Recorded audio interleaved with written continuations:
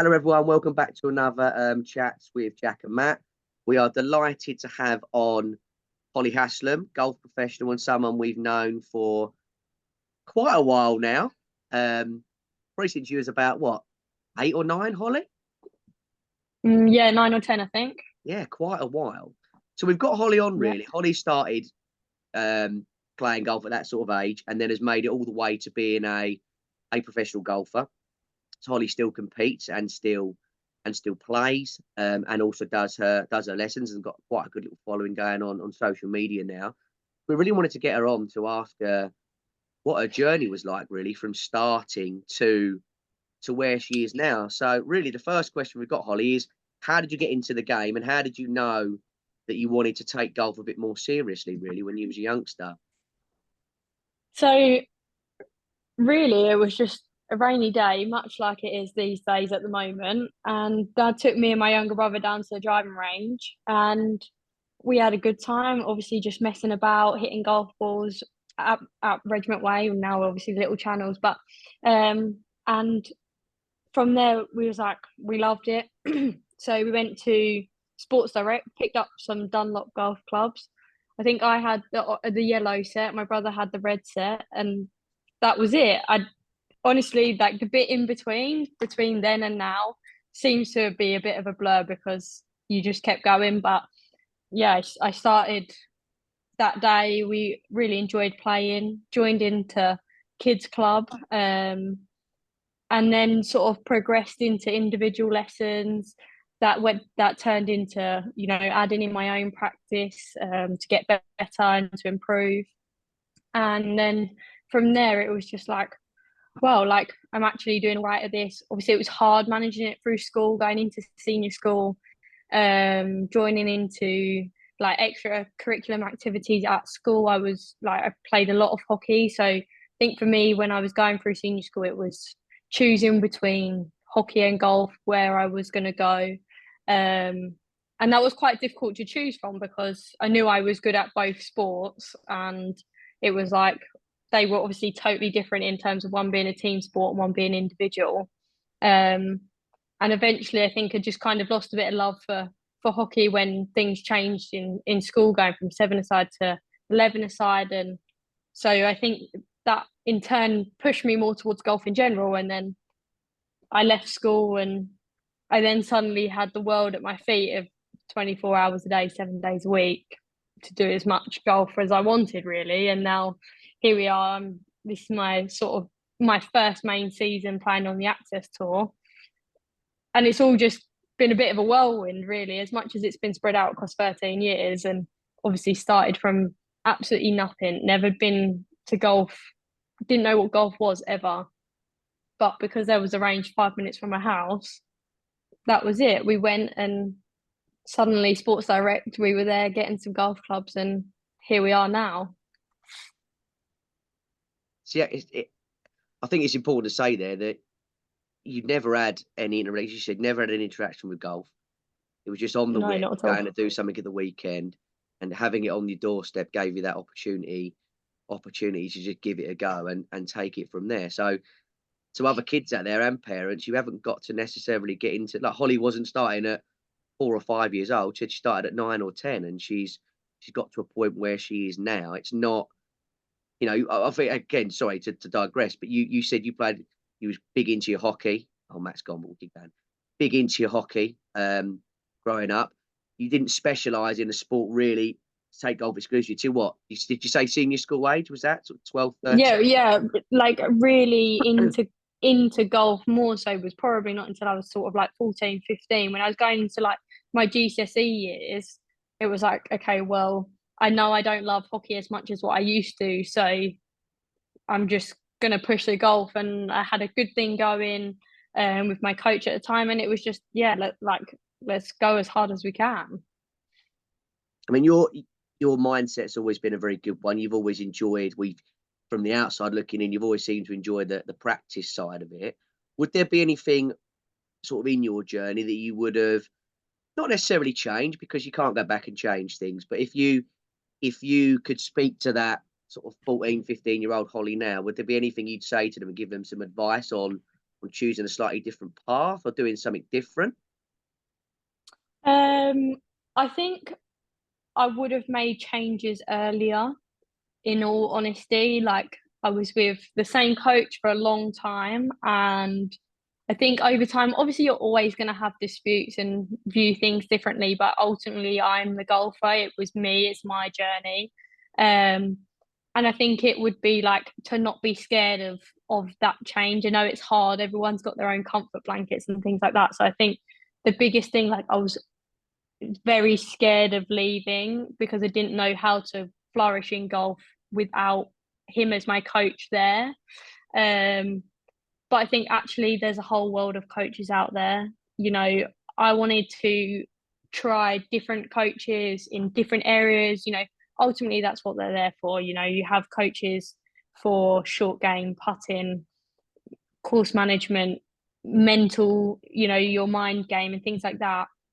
There's people specific in those areas for a reason, and if you don't ever explore them, then how are you going to ever really significantly improve in those areas? So I think really, like, the advice I'd have just to, like, my younger self, or to anyone coming up, like, it's not necessarily that what you're in is wrong, but between you as a team, making sure that you're all on the same page. And if you, as the individual, want to explore something, then everyone's got to be on that same page, because otherwise, then it starts to cause disputes. And I think that if you don't have um, that togetherness in your team around you, then it makes it difficult for you all to progress, you know, together and individually.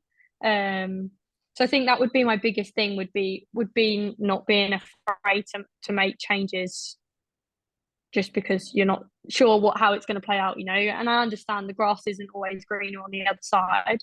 Um, and everything's an uphill battle, you know, from the start. It doesn't matter whether you've never played or whether you're the best. It's always an uphill battle. You've always got to keep striving to break down those walls and to get through and reach the other side. Yeah, it is tough, isn't it? I mean, you have a senior figure in your life that's obviously a fantastic coach, and someone that you put your trust in. And it is, I think, to say to people, it is difficult sometimes to leave an environment that you've always been in, if that makes sense. You know, and Mm-hmm. it is hard. You know, you've got a good family behind you that support you in what you do. But ultimately, as you quite rightly said, you know, if I was to become your golf coach, I am working on behalf of Holly Haslam. You know, Holly, you're the boss. You're in control of it, and it is difficult sometimes.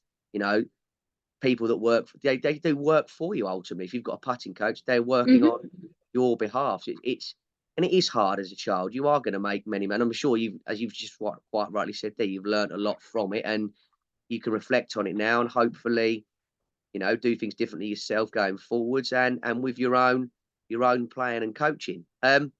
Next thing I want to get into really is, excuse me, when you were growing up, obviously we was around the club at the time. We would get involved with the academy you were with.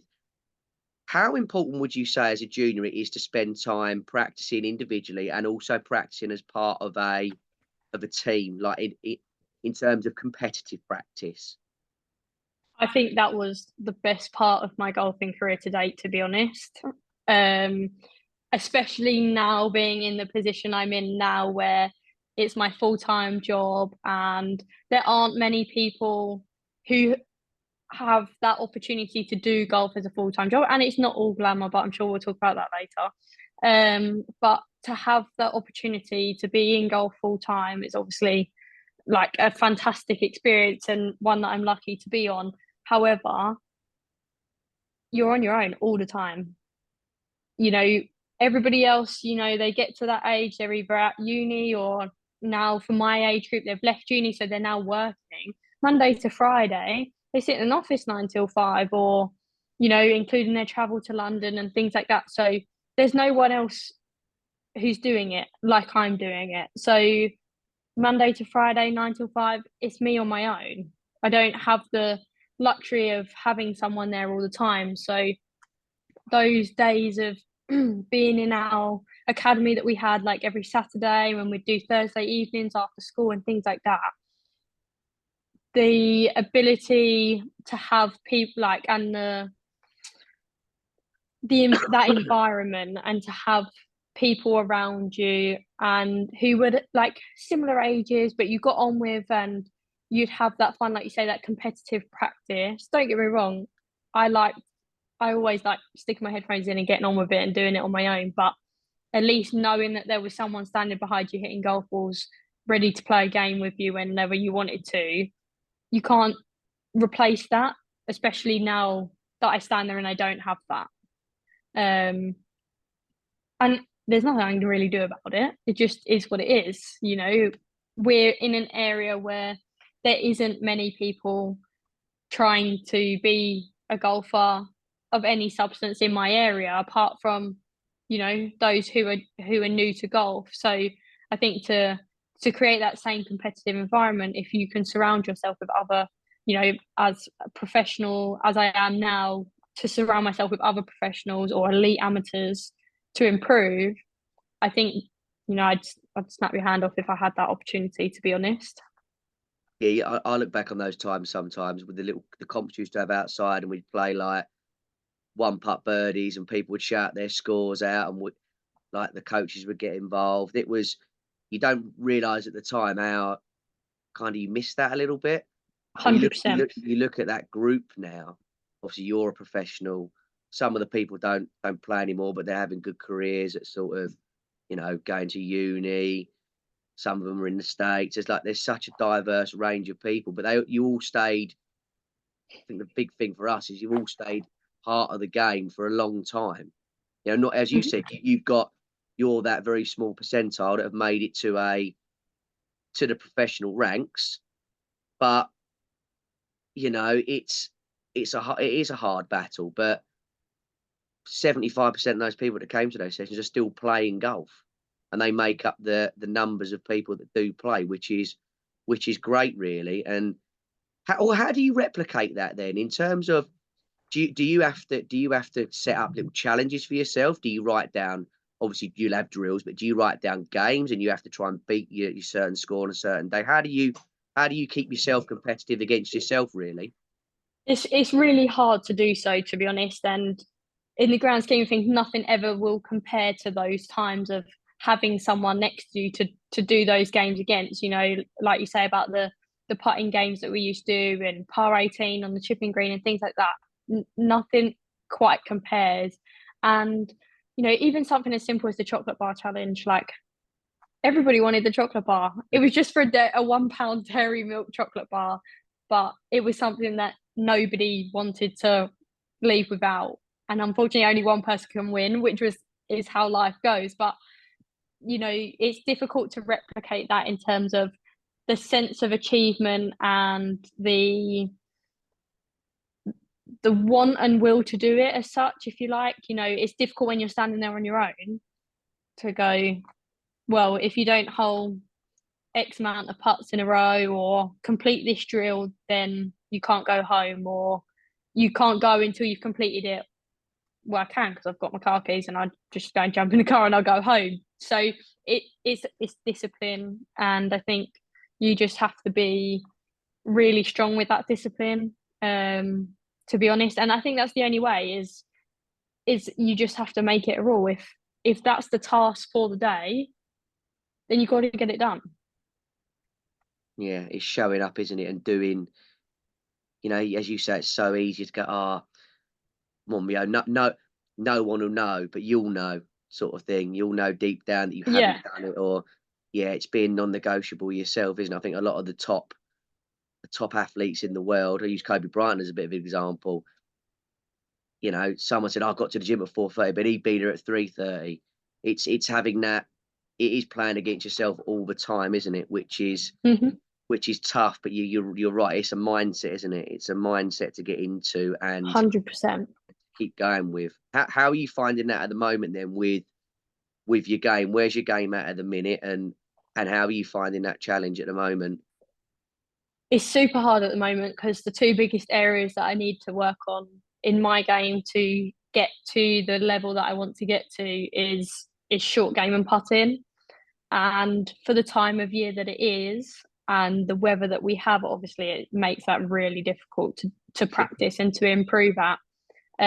Because the greens are not of good quality and they can't get cut, and then it won't be long before it'll be time for the greens to be holotined in preparation for the summer and things like that. So to be honest, right now it's really difficult. It's really difficult, and you know, it's always been a common saying in my house that I am good on a driving range and the best golfer on a driving range. And it's all well and good being able to hit it good, but if you can't do those small things well, then it doesn't really count for anything. You know, the saying drive for show, putt for dough. It couldn't be any more true. And I think I've figured that out in the last year or so, playing a little bit on tour, that that really is how it is. Um, and so I think like it's I'm fortunate enough to have a little simulator set up in the garage. And so to be honest, I spend a lot of time in there um, playing par 3 golf courses.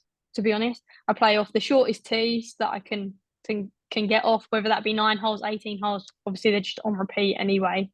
Um, but it's nothing really more than 120 yards, all the way down to 40 yards as a par 3, and just trying to get as close as possible. Because that way as well, what I like about that, as opposed to just like ball beating or standing on a driving range, is that there's that score element to it. It shows you how close you get to the flag, so you can then push yourself where I want to make a 9 hole scoring average of 10 feet. Well, how close can I get to 10 feet? Or, the putting, I just put on auto putt because it's kind of not worth putting inside, but or in terms of on a green. So I can't control that part as such of how the score is made, but I know that if I hit 9 out of 9 shots to 10 feet, I'm probably not going to be far away from producing a fairly good score.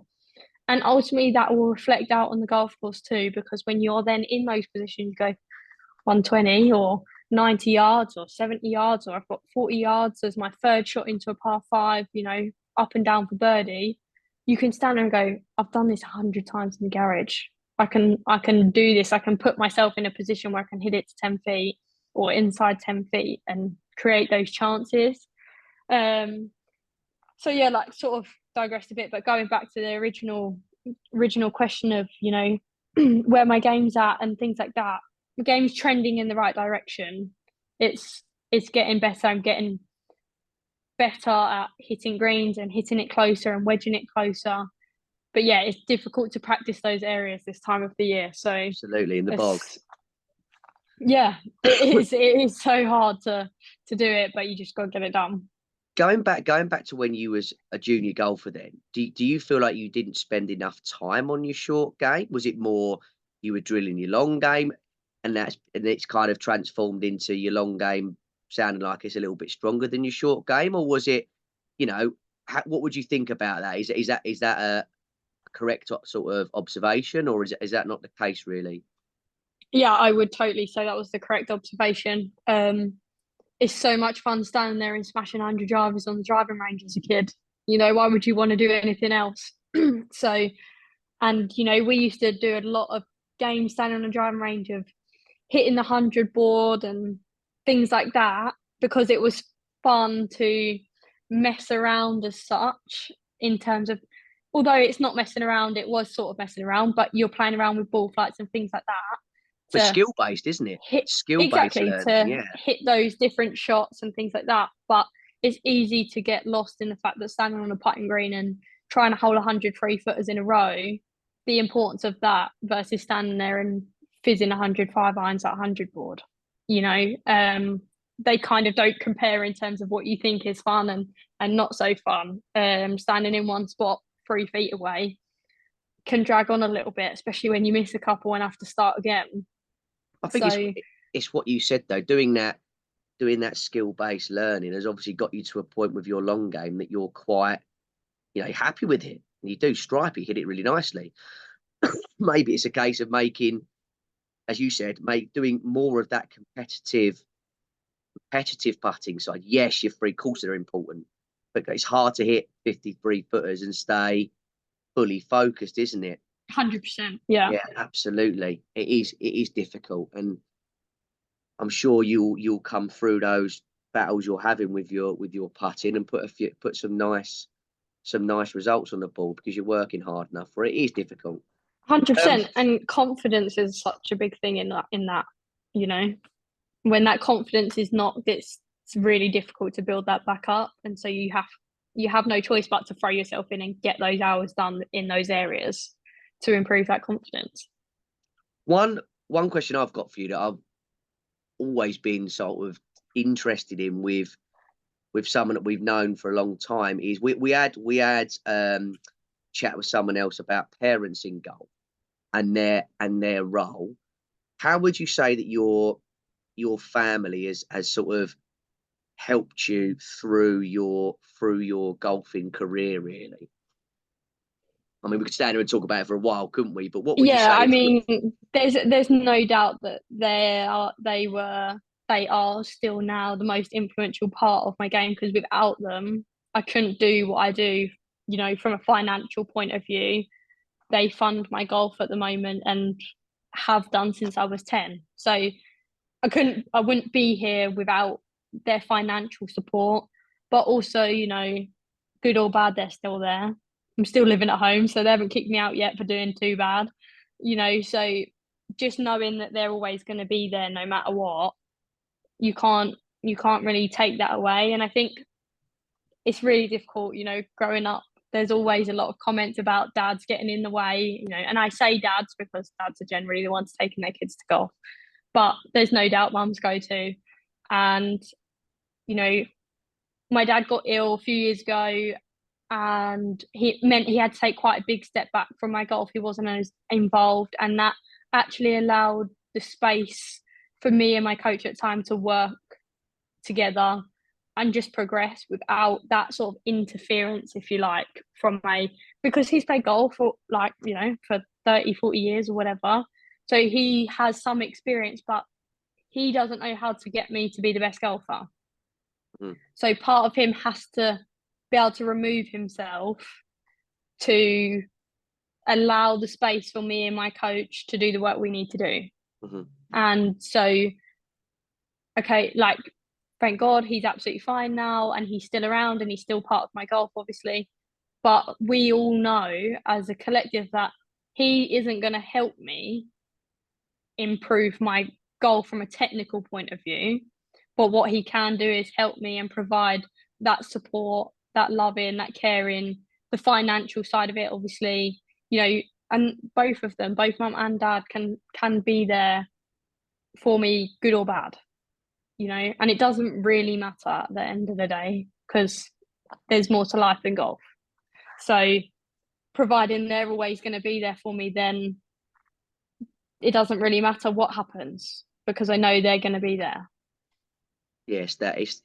It's more yes, you're talking about financial stuff, but it's more that support, emotional support, isn't it? You quite right in what you said there. Their parents are there for you if you're doing well or not well. They're not really cared about the. Yes, they obviously want your results to be good, but as long as you're carrying yourself in the right way and you're working as hard as you possibly can at it, then they're gonna support you in every which way you can. I think that's important to say for all parents. You know, I'm a parent now. If Archie wants to play golf, fantastic. But I'm not gonna, and I'm sure your parents were the same. Holly wants to go and play, we'll take her, but she doesn't want to play. Okay, why don't you want to play? And if you can give me kind of a valid reason why you don't want to play, then we won't go, no problem. But when you're there, Absolutely. you know, when Archie's playing golf, or when you're there and you were playing as a kid, you know, they want to see you. They want to see you there, invested in it. You know, Absolutely. And going I through the totally agree with motions that. of it.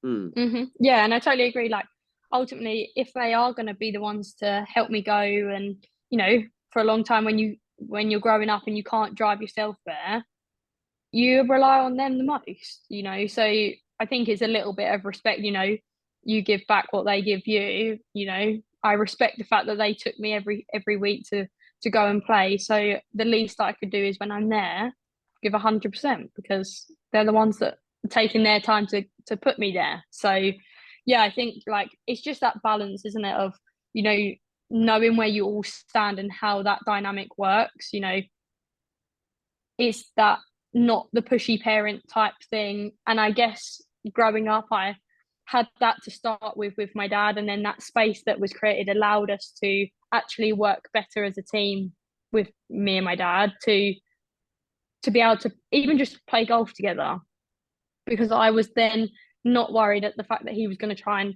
fix my golf swing if I wasn't doing so well. It was actually, we'll just go out and enjoy our game, you know. And my mum's not a golfer at all, but for a large part of my golf has caddied for me across the years. And I couldn't be more grateful for that, because actually she's got no idea about golf. Okay, she's learned along the years, but so when we are out there together, we just have a laugh, and it, for me, changes the dynamic. I can step into my zone around the golf ball, do what I need to do, hit the golf one, and as soon as I've hit it, we talk about something else. You know, it doesn't matter. I don't want to talk about golf between shots, because I've got to spend all my time outside of that focusing on golf. So it's being able to have that relationship as well, like that you can separate the two even when you're there. Absolutely. And I guess, we're saying about you were learning on the job very much so when you're young, but your parents are as well. They're going on this journey with you, aren't they, for the first time, and they Mm-hmm. ultimately talking about your dad there. He's a very successful person business wise. It's all new to himself as well in terms of what they're trying to do, and ultimately they just want the best for their daughter, don't they? It is. Absolutely, yeah. He's the best businessman I know. So if anyone's going to make me a good business, it's going to be him.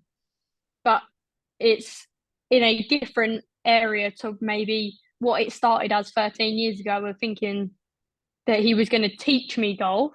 That's what you coaches are there for, right? That's what you are trained in and studied to do, and to get us to where we need to get to. What he's there for is to support me and be the one that I can come home to at the end of the day and go, Dad, I did it. Like, you know, and it's having that ability to, just be parents. Absolutely right. Right, just conscious of the time, so I've got one more final question for you.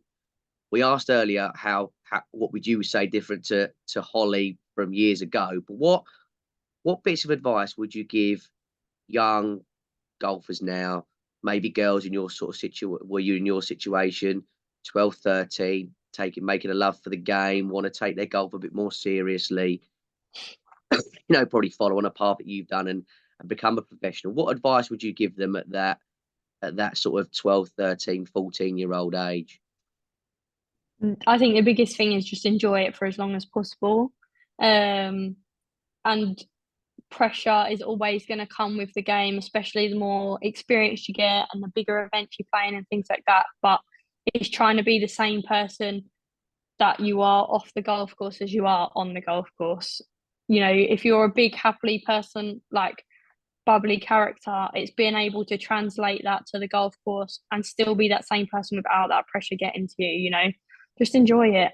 It like I said earlier, it's not the end of the world. It is just the game, and there's more to life than golf. So just enjoy it. If you want to do it, go as hard as you can, but enjoy every moment whilst you're going as hard as you can. Because as soon as you start to not enjoy it then what's the point in doing it?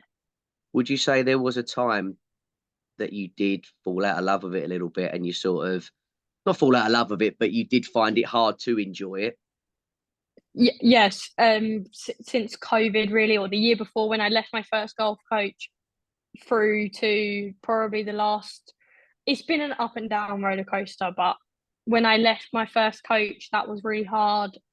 Then I got into a good relationship with my coach, and it was like, okay, I found that love for the game. I want to practice again. I want to improve.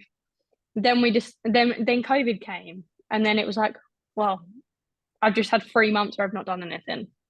What do I do? Like, how do I get back into playing golf? And arguably that has been the hardest challenge. Was I would be someone that would stand on a driving range for hours and hours and hours.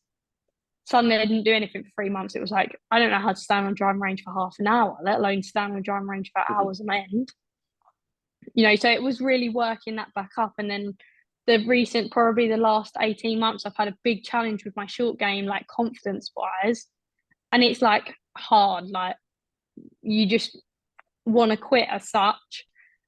But who wins if you quit? Well, you're certainly not going to win. So it's been a battle of, you've got to keep going, got to keep going, got to keep going. And it's hard. It pushes you every day to go, I can't do this, I can't do this. And then recently I actually played a round where I chipped the best I've chipped in probably 2 years. And it was like, oh my God, I can do it. Like, I actually can do this. And that work that I've put in is starting to show, and I can do it. So it kind of makes all the bad days go away. That one round where you've done well for the whole round, it's like, God, sigh of relief, So it's being able to push through those bad days because you know that the good days are worth it. Yes, keep believing, isn't it? Good days will Yeah. come. You're going to have lots of bad days, but the good days will eventually, hopefully, arrive if you put the right work in. Absolutely right. Well, thank you very much for your time. Really appreciate it. I don't know what happened to Matt in the end. He might have probably slipped off for some Yeah. for a cup of tea. I'll go and try and find him in it. But thank you. And yeah, well, really, just to finish off, we've got a couple of minutes left. What is next coming up for you in the next couple of months? Suppose the season's starting. You got many events planned for the Access Tour and things like that? Yeah, so it's Access Space this year. And then so that starts in April. There's only one event in April, and then the next load of events are not until June. So got sort of like a season starter and then a little bit of time to a little bit of time to prepare and go again, and then really like hit the season hard come June really. And then there's 5 events in June, 4 events August, September, and then another 3 events. So it's quite compact in that sort of 4 or 5 month period. So yeah, just April, May. Provided I get into the event in April, then it'll be there. And if not, it's just all get ready and go for June. Good. Well, we wish you all the best. We'll be following your journey as we always do with people that we've worked with and seen in the past. It's exciting to watch, and I'd welcome all the kids to kind of start following Holly's journey. And if you've got any questions, Holly, I'm sure she would, excuse me, be more than happy to help you because she's been on the journey that Absolutely. a lot of you kids want to go on. So thank you very much, and Absolutely. we'll catch up with you soon. All right. Yeah, thank you so much. Cheers, Holly. Thank you. Bye. Bye. Bye. Thanks. Bye. Bye.